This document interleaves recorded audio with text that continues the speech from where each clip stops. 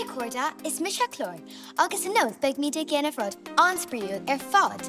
Beg neart funna bhút de seo, an bhfuil tú réig? Déan Damhsa Liom. Tá trí céim a bhaineann leis an damhsa seo, ach beg mi de géanamh ceann de na céimeanna faoi go. Fáil, céim a hain, tá mi ag dul amach agus isteach lenar gasa. Céim a dó, cás timpeall agus búl de fosa faoi go.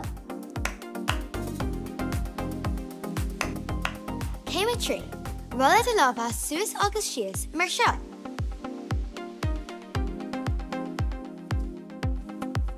Éir deire déanaimid céim a dó a rís. An cuioine é.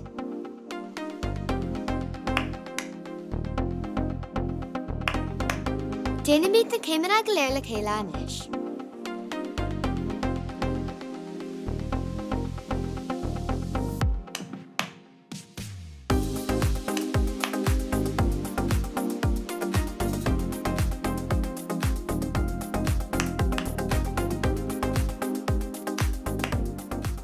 Anois tá muid chun na céimeanna a dhéanamh leis an gceol.